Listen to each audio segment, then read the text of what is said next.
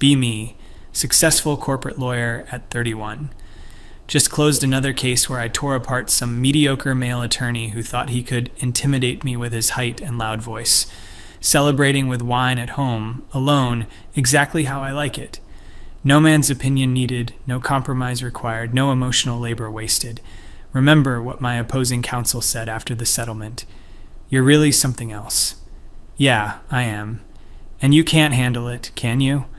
None of them can handle a woman who doesn't need them, doesn't want their approval, doesn't shrink herself to make them comfortable. That's the real problem with men in this world. They literally cannot psychologically tolerate a woman who's genuinely independent. Their egos are so fragile that a woman with her own money, her own home, her own life makes them feel obsolete. And instead of growing up and dealing with it, they lash out, make us feel like we're the problem, call us difficult, aggressive, intimidating. I see through it all. Monday morning, back at the firm. Partner meeting about new case assignments. Notice Robert from Family Law looking exhausted again. Third week in a row, he's shown up with dark circles, hands shaking slightly when he holds his coffee. Typical male inability to handle stress. Women deal with exhaustion all the time, and we don't fall apart. We just push through because we have to. Men get a little pressure, and suddenly, it's a crisis. Make a mental note that he's probably angling for sympathy. The meeting continues, and I get assigned a corporate merger case. Exactly what I wanted. High stakes, complex negotiations, the kind of thing that would make weaker lawyers crumble. After the meeting, I'm walking to my office when I pass Robert's door. It's slightly open, and I hear him on the phone. His voice is strained, almost breaking. Please, I just want to see them on Wednesday, too. I'm their father. Pause. That's not fair. I've never missed a payment. Not once. Another pause. Longer. You can't just decide that. We have a custody agreement. I keep walking. Divorce drama. Probably his own fault. Men always think they're entitled to everything even after they mess up their marriages. Probably cheated or neglected his family for his career. Now he wants to play the victim. Typical. That afternoon, I have lunch with my college friend Michelle. She's talking about her new boyfriend, practically glowing. I'm trying to be happy for her, but internally I'm cringing. She's so smart, has a PhD in biochemistry, runs her own research team. Why does she need male validation? He's really supportive of my work, she's saying. I nod, spooning my salad. That's great, Michelle. You should try dating again, she suggests, not for the first time. I'm perfectly content alone, I reply. I don't need a man to complete me or whatever fantasy we're sold. I know you don't need one, but maybe you'd enjoy. Michelle, I've tried. Every man I've dated has been intimidated by my success. They say they want an equal partner, but what they really want is someone who makes less, achieves less, needs them more.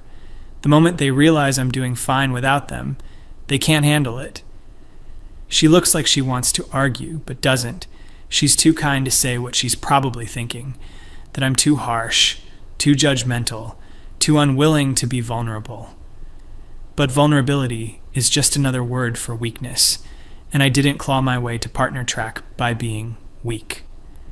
Wednesday evening, working late as usual. Most of the office has cleared out. I'm reviewing contracts when I hear something from down the hall. Sounds like someone's in distress. I get up, irritated that my concentration is broken. Follow the sound to Robert's office. His door is closed now, but I can hear muffled sounds. Is he crying? Jesus Christ. I should just go back to my office. Not my problem if he can't keep his personal life separate from work. But something makes me hesitate. Maybe it's liability concerns. If something happens to him here, the firm could face issues. I knock. Robert, you okay in there? The sounds stop abruptly. Fine, he calls out, voice rough. Just working late. I should leave it at that. But my lawyer brain kicks in. Do you need anything? Water? Pause. No, thank you. I go back to my office, but I can't focus anymore. Men and their emotional incompetence. If he's having problems, he should see a therapist like an adult, not break down at the office where people can hear. Though I guess at least he waited until most people left. Small mercies. Thursday morning, meeting with a client. Middle-aged man who owns a chain of hardware stores. Wants advice on a contract dispute with a supplier. He's clearly uncomfortable with me from the start. Keeps directing questions to my male paralegal instead of me. I've seen this 1,000 times. Mr. Patterson, I'm your attorney, I say firmly. James is here to take notes, but you're speaking with me. He shifts in his seat. Right, yes, of course. But he still won't make eye contact. After the meeting, I vent to my paralegal. He couldn't handle that his lawyer is a woman, probably expected some old guy in a suit. Did you see how uncomfortable he was? James, to his credit, is diplomatic. He seemed nervous in general. Some clients aren't used to lawyers, period. No, this was different, I insist. This was specifically about me being a woman who knows more than him. They hate that. They absolutely hate when a woman is the authority in the room. James doesn't argue, but I can see he doesn't fully agree.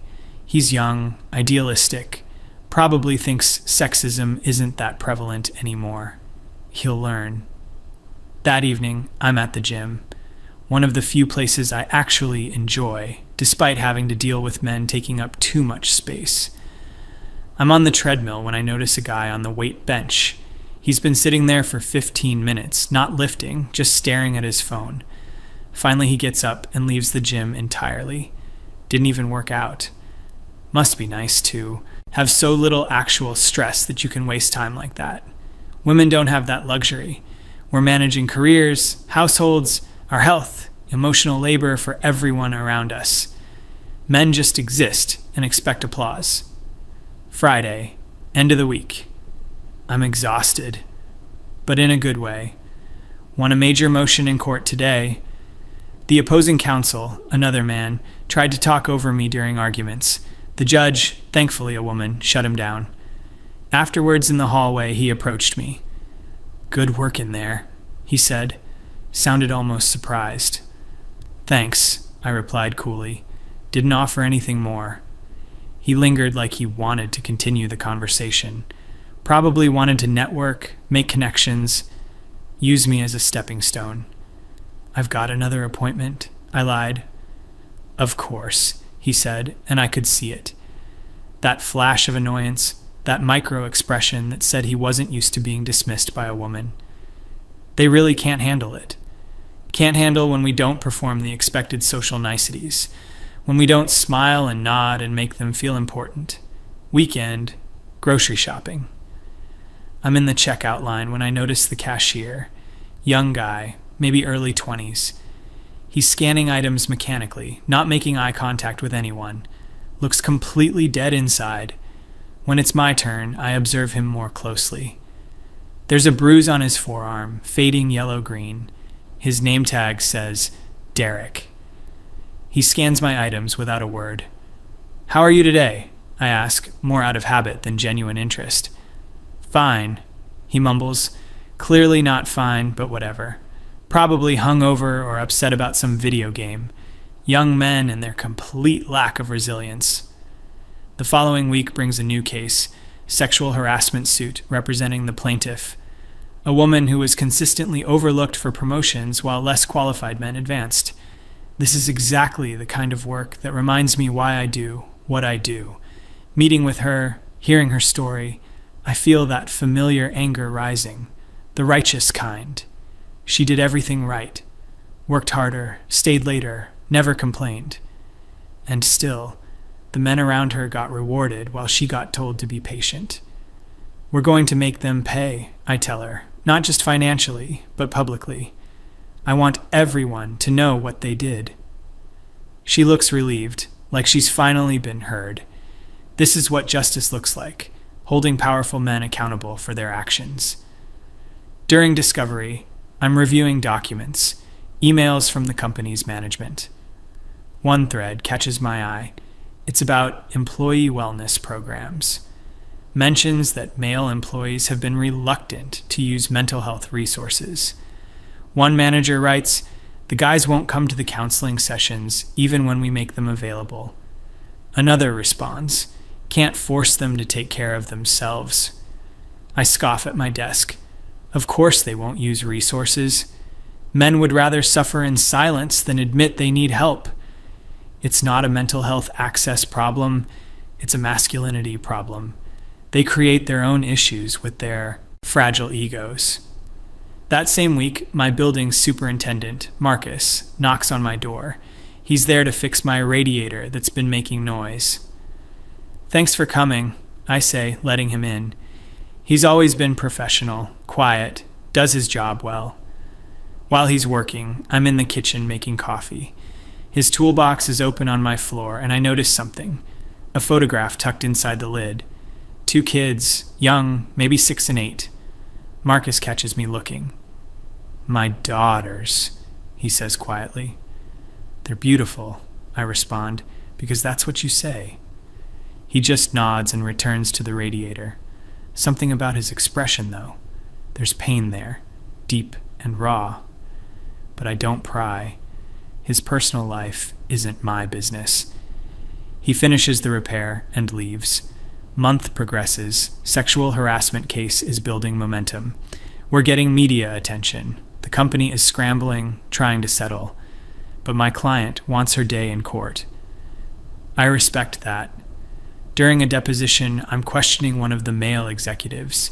He's sweating, uncomfortable, clearly coached by his lawyers.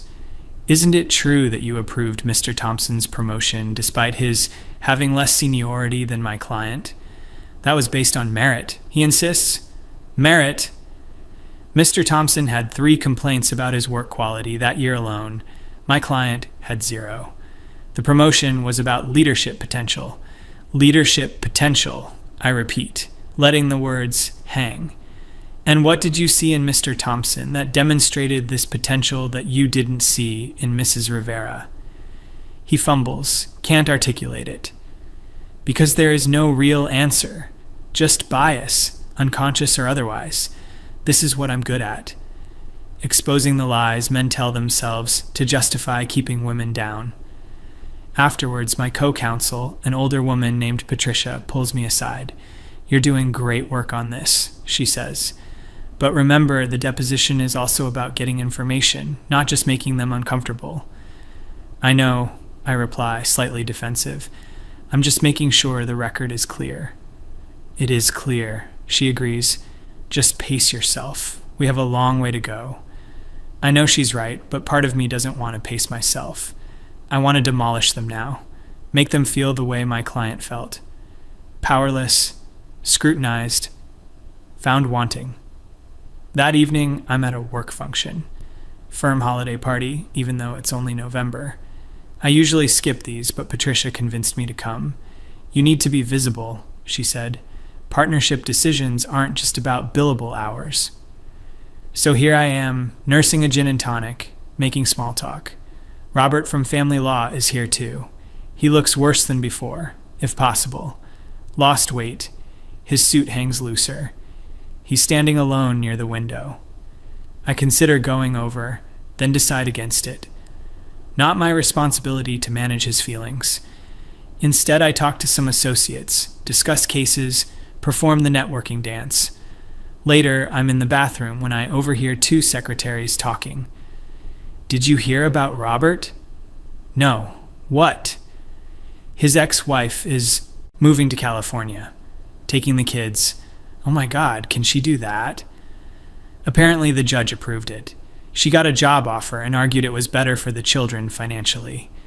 "That's awful. He'll barely get to see them." "I know. He's devastated." They leave, and I'm alone in the bathroom. I think about Robert's phone call weeks ago, his exhaustion, his breakdown at the office. He's losing his children, not through any fault of his own, just losing them. There's something uncomfortable about that thought, but I push it away. Custody courts favor mothers for a reason. Women are typically the primary caregivers. It's not sexism when there's a logical basis. December arrives, weather gets colder. I'm working on the harassment case constantly, barely sleeping, running on coffee and adrenaline. My client is getting nervous about going to trial. The company is offering a substantial settlement now. What do you want to do? I ask her. I don't know, she admits.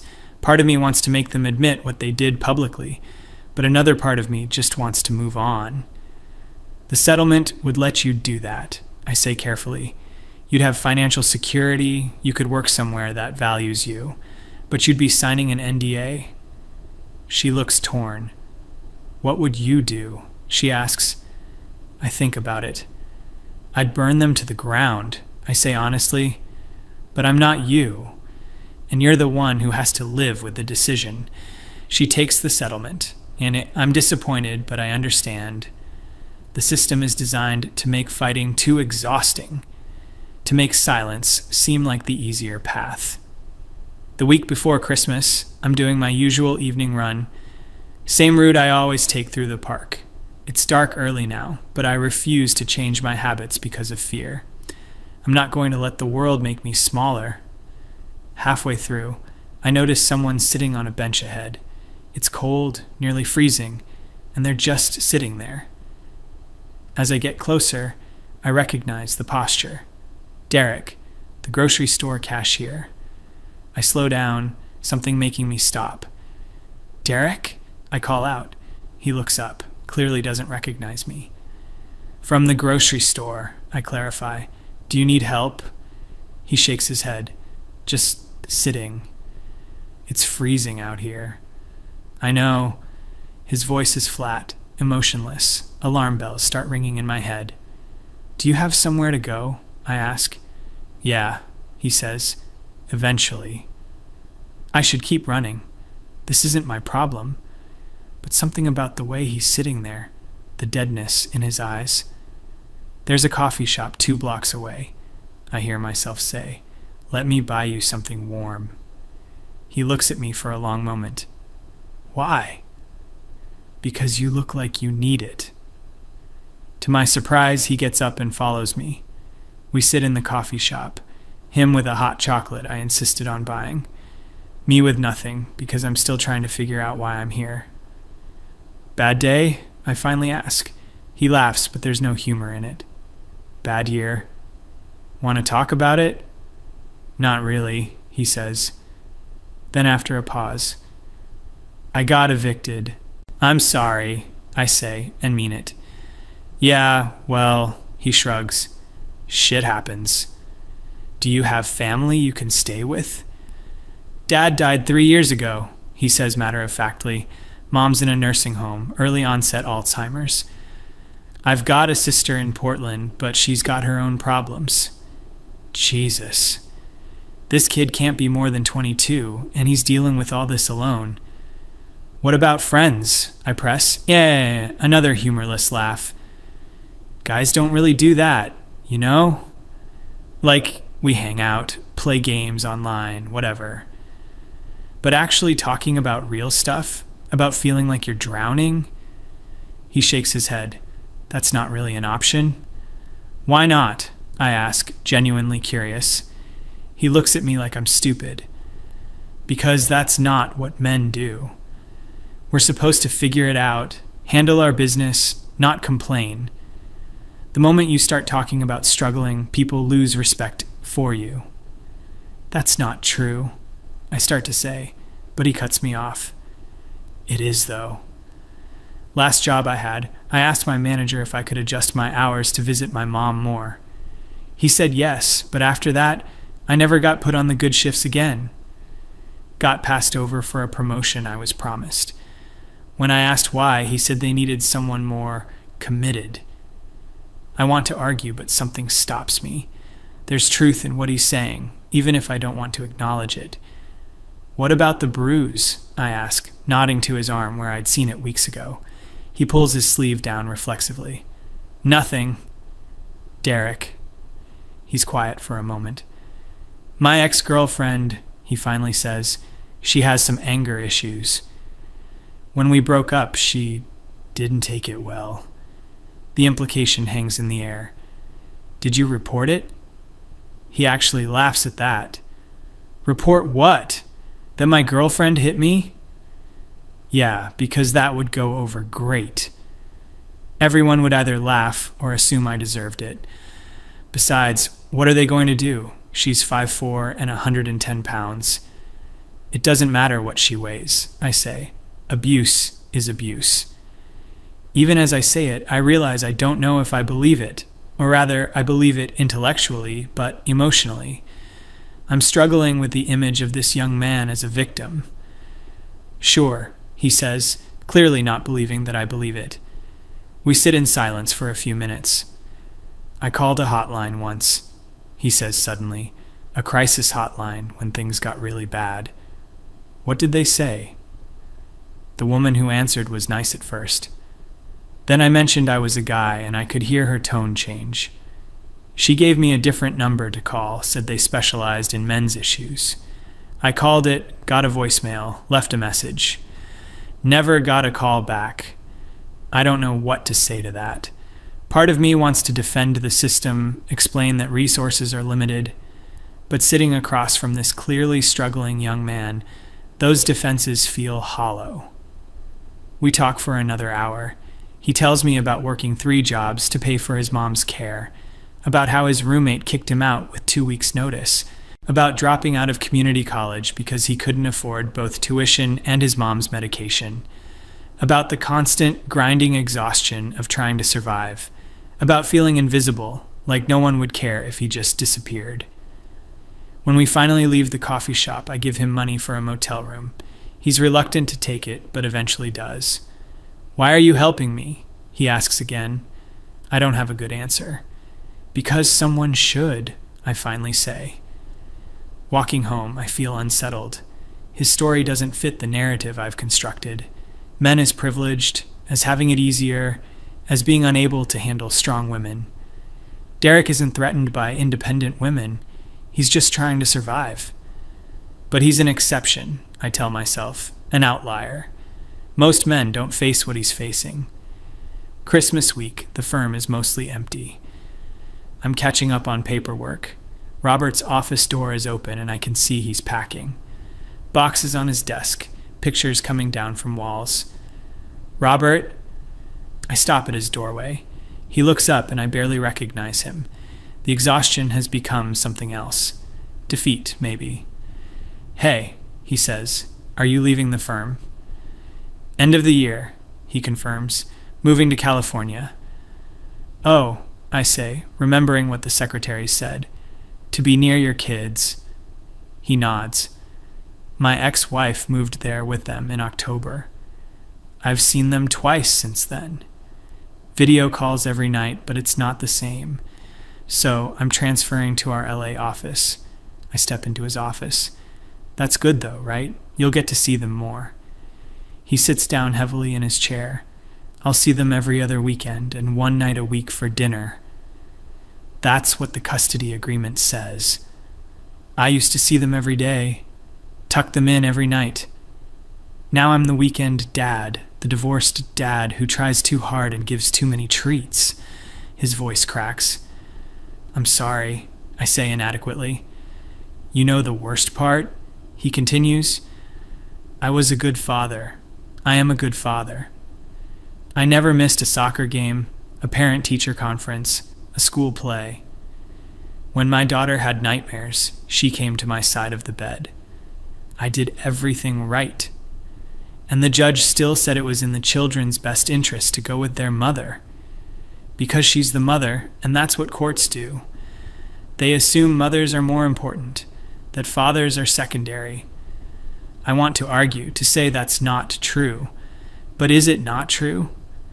My lawyer told me I should be grateful, Robert continues, that some fathers don't even get that much. That the system is changing but slowly. Grateful that I get to be a visitor in my children's lives. He's not crying, but his eyes are wet. I thought about... He starts, then stops. About what? I prompt gently. Ending it, he says quietly.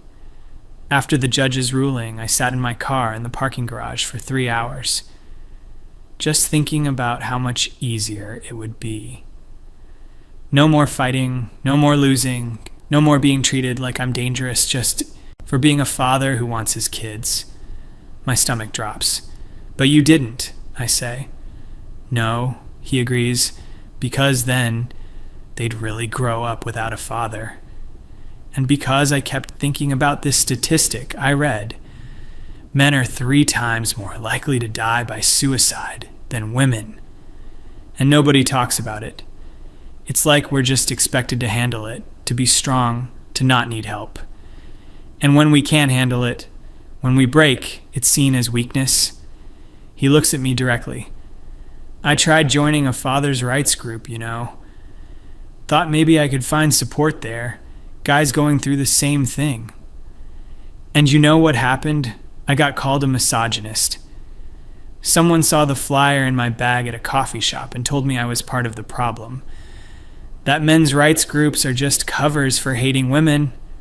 Maybe some are, he continues, but I just wanted to talk to someone who understood what it feels like to lose your children through a system that sees you as less important. I don't know what to say. Every instinct I have is screaming that this is an exaggeration, that the courts are fair, that they consider both parents equally. But the man in front of me is living proof otherwise. Robert, I finally manage, I don't know what to say except I'm sorry. And I'm glad you're still here. He gives me a sad smile. Thanks. For what it's worth, you're a good lawyer. The firm will miss you. After I leave his office, I can't focus on work. I keep thinking about what he said, about the assumption that mothers are more important. I've never questioned that before. Never thought about fathers who want custody but can't get it. Never considered that the system might be biased against men in this area. I've always seen bias as flowing one direction, toward men, benefiting men. But Robert's experience doesn't fit that model. New Year's Eve, I'm alone as always. I prefer it this way, or so I tell myself. No obligations, no forced fun, no performing happiness. I'm reviewing the year, thinking about cases won and lost. My phone rings. It's Marcus, the building super. Sorry to bother you, he says. I know it's late. No problem. What's up? The heat in the building is out, he explains. Working on fixing it, but it might take a few hours. Just wanted to let you know. Okay, thanks for the heads up. I'm about to hang up when I hear something in the background, a child's voice asking a question. Sorry, Marcus says. My daughters, they're here this week. I remember the photo in his toolbox.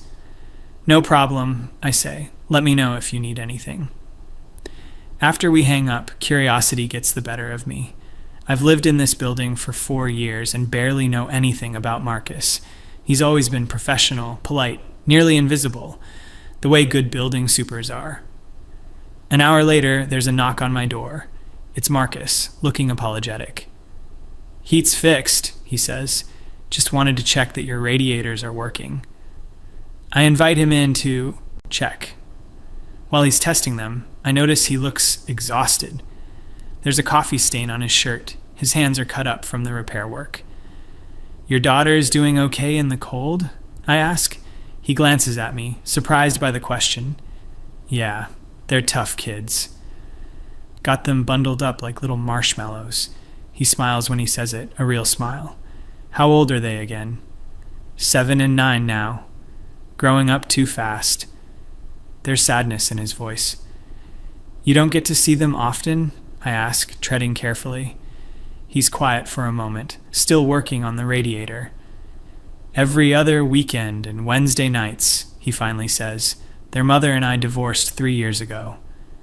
She got primary custody. Another one.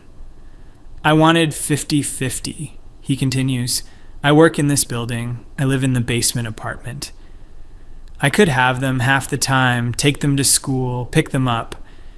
But my ex argued that her schedule was more stable. She works 9 to 5 at an office.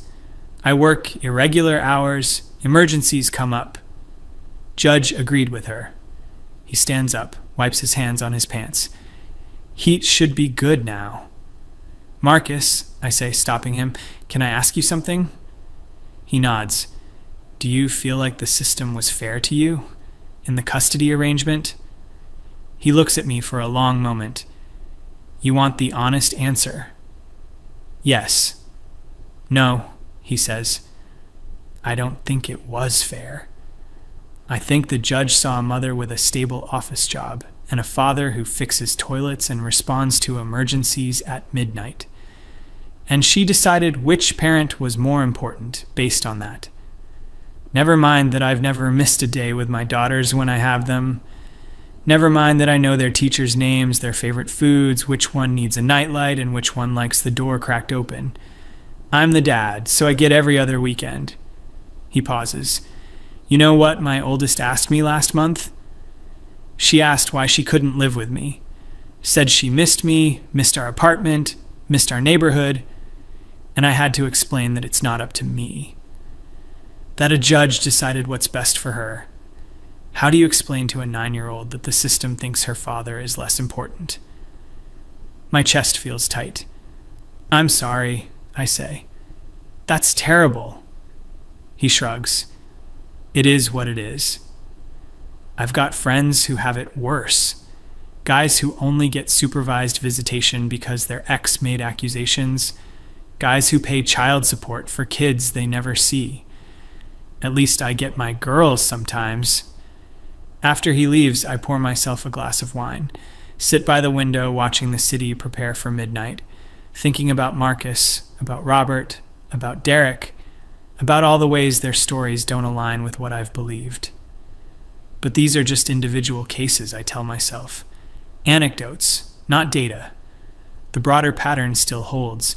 Men still have structural advantages, still hold more power, still benefit from a system designed for them. Don't they?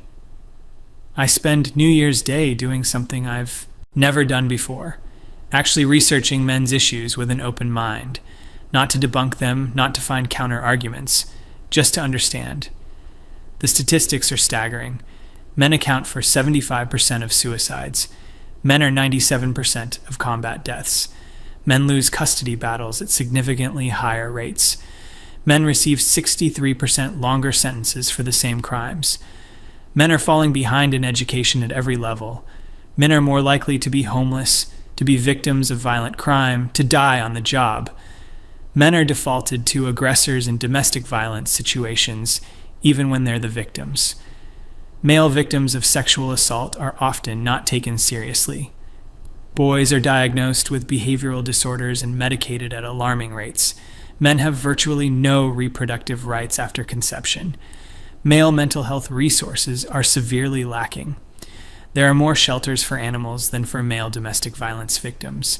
Every statistic feels like a punch to the gut, not because they're surprising in isolation, but because I've never considered them collectively, never thought about what it means that society is failing men in these specific, measurable ways.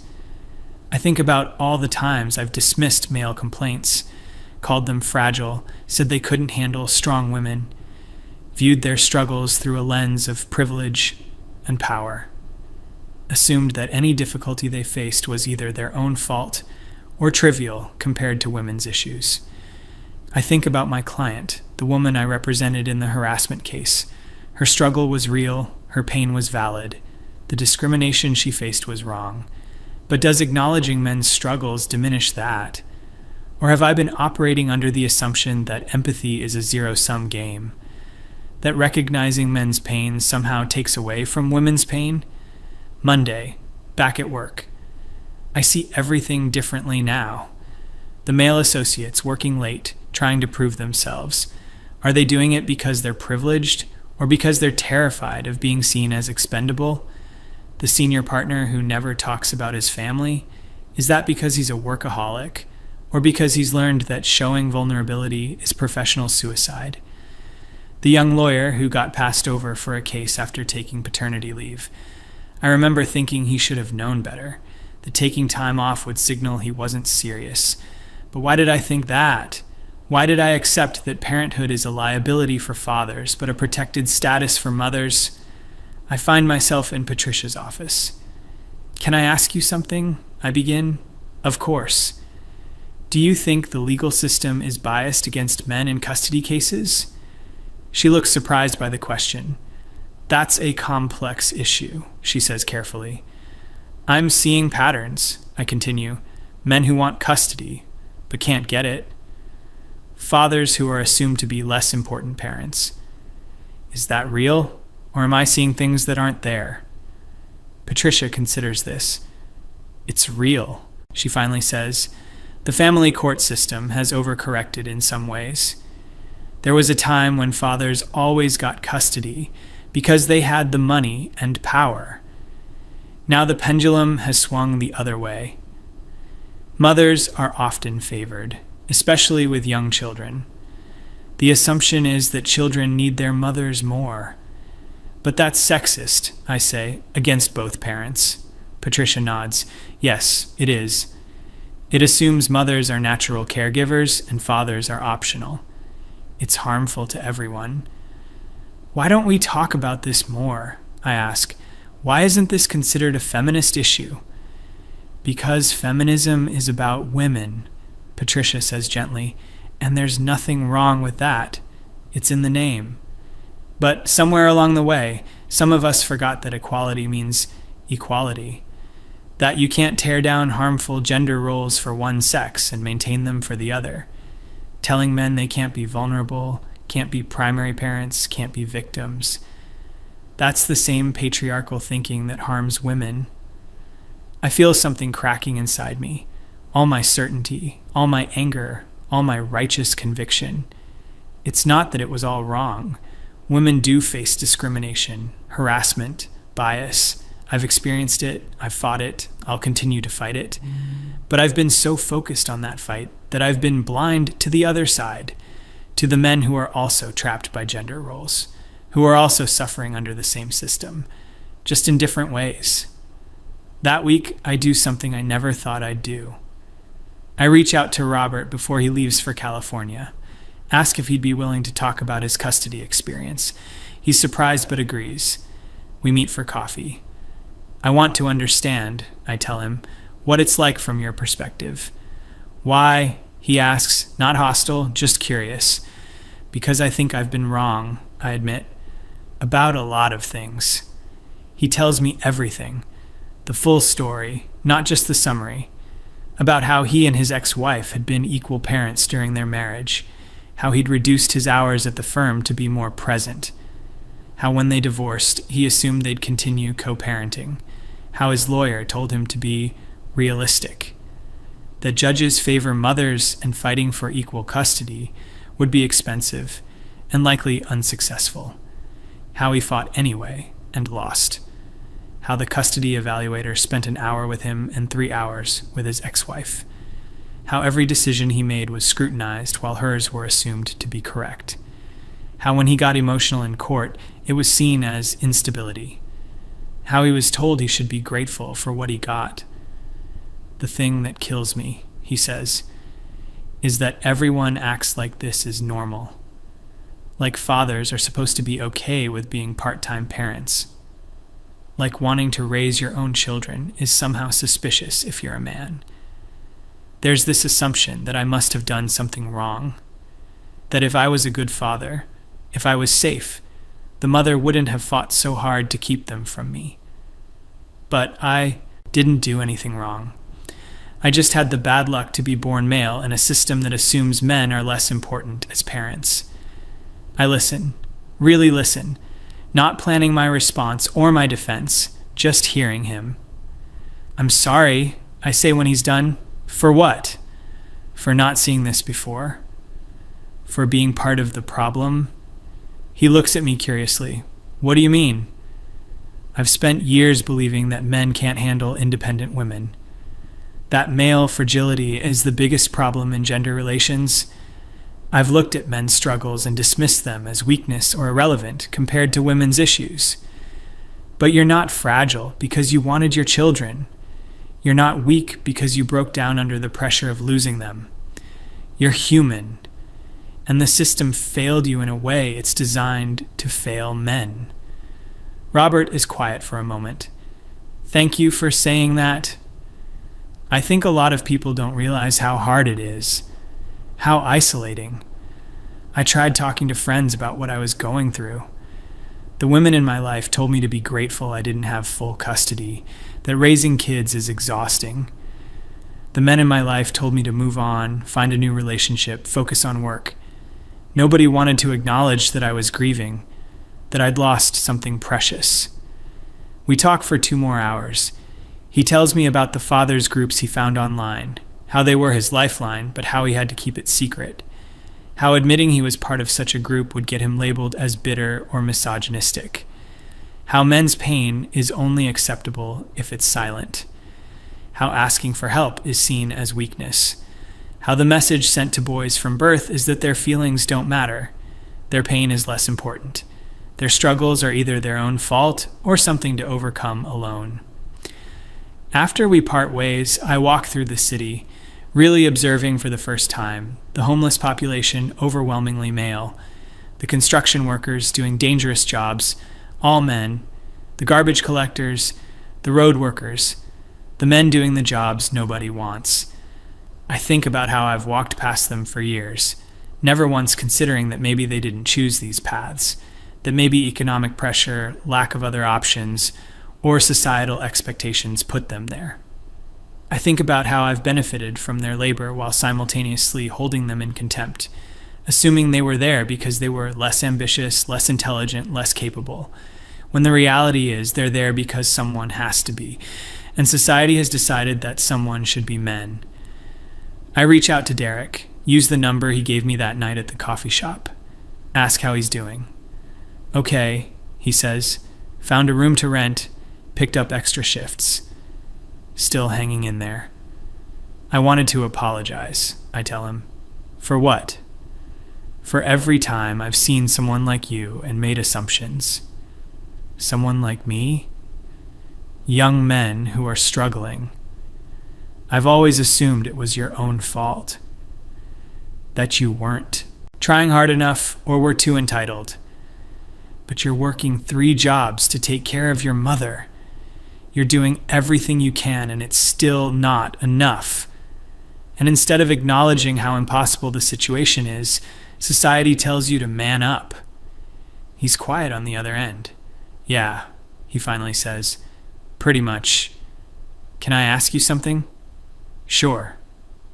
Why do you think nobody talks about this stuff? Like everyone knows it's happening. But it's like there's this agreement to just not mention it. I think about his question. I say slowly, it's because acknowledging men's struggles feels threatening to some people. Like if we admit men are suffering, we have to give something up. Resources, attention, sympathy. Like it's a competition and there's only so much help to go around. Is it though? He asks. A competition? No, I say, finally understanding. It's not. Helping men doesn't hurt women. Acknowledging your pain doesn't diminish anyone else's. We've just been taught to think that way. The following weeks, I start seeing everything through a new lens. A male coworker mentions he's nervous about a performance review. Instead of assuming he's not pulling his weight, I recognize the pressure, the expectation that men must always be succeeding, always be competent, the lack of permission to be human, to have off days, to need support. A friend complains about her ex-husband. Instead of automatically siding with her, I ask questions. Find out he's fighting for more custody time, that he's been paying for a lawyer he can't afford, that he just wants to be a father to his kids. I watch a news story about a male teacher accused of inappropriate behavior. He's suspended immediately, investigated, his name and face plastered everywhere. The accusation turns out to be false, but the damage is done. His career is over, his reputation destroyed. There's no apology, no restoration, just an assumption that where there's smoke, there's fire. And men are always potential fires waiting to happen. I think about all the ways I've contributed to this. Every time I've clutched my keys walking past a man at night, treating every man as a potential threat. Every time I've rolled my eyes at men's issues, dismissed their pain as fragility or overreaction. every time I've assumed incompetence or malice, simply because someone was male. I think about how I've demanded men respect women's experiences, believe women, listen to women, center women, all correct demands.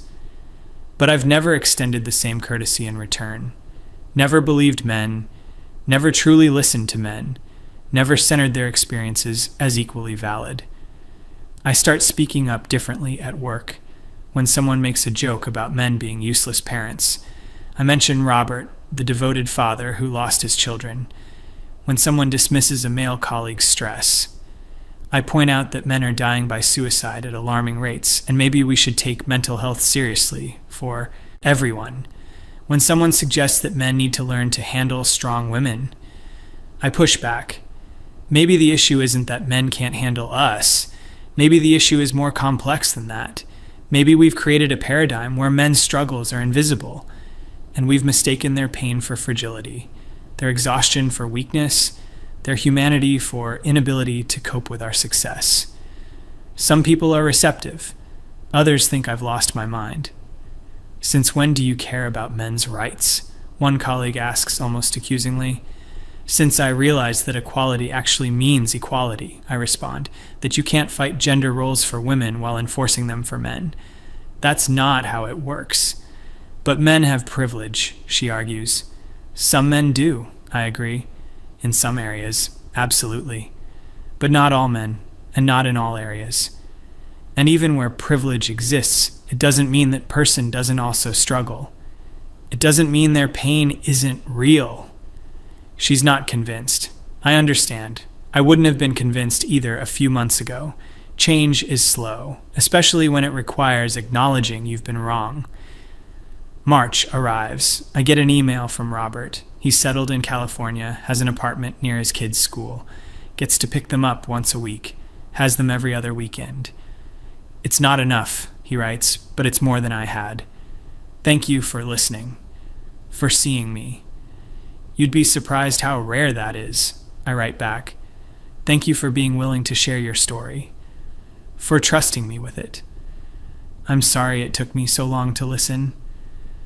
I get a text from Derek, a photo of him in a community college classroom. "Enrolled part-time," the message says. "Found some financial aid, gonna try again." I smile, text back congratulations, add that I'm proud of him. He responds with a simple, "Thanks." But I know it means something, that someone acknowledged his effort, saw his struggle as valid. I run into Marcus in the building lobby. His daughters are with him, backpacks on, heading to school. They're chattering about something, excited and happy. He looks tired but content. "Morning," he says. "Morning," I reply. They look happy. He smiles. "Yeah, we had a good week." I'm glad. I mean it. Sitting in my apartment that evening, I reflect on the last few months, how everything has shifted. I'm still a feminist. Still believe in fighting for women's equality, women's rights, women's safety. Still believe sexism against women is real and harmful. But now I also see the other side. The ways men are trapped by gender roles.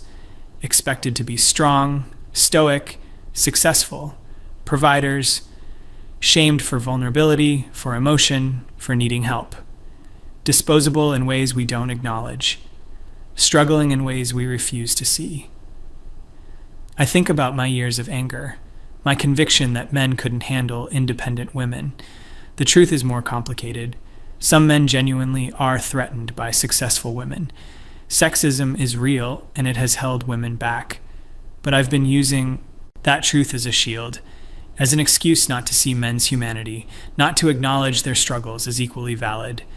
I've been so focused on my own independence, my own strength, my own refusal to need anyone, that I've mistaken men's exhaustion for fragility, their burdens for weakness, their humanity for an inability to handle me. The real revelation isn't that men have it worse than women. They don't, necessarily. It's not a competition.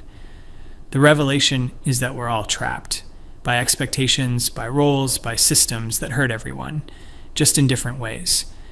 And liberation can't be achieved by freeing one group while keeping the other in chains. even if those chains look different, even if we've convinced ourselves they don't count as chains at all. I was wrong, not about everything. Women's struggles are real and ongoing, but I was wrong to be so blind to men's struggles, wrong to dismiss their pain as fragility, wrong to assume that independence meant isolation, wrong to think that needing no one made me strong. Real strength is seeing clearly, acknowledging complexity, extending empathy even when it's uncomfortable, especially when it's uncomfortable. I don't have all the answers now. I'm still figuring it out, still unlearning years of assumptions and anger, but I'm trying.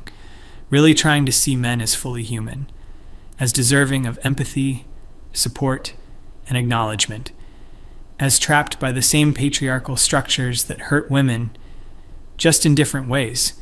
Trying to understand that men can't handle independent women was never the real issue. The issue was that we're all struggling, all suffering under impossible expectations, all deserving of compassion, and I was too angry to see it. Sitting here now, wine glass in hand, looking out at the city lights, I feel something I haven't felt in years, not triumph or vindication or righteous anger, but humility. And maybe, finally, the beginning of wisdom.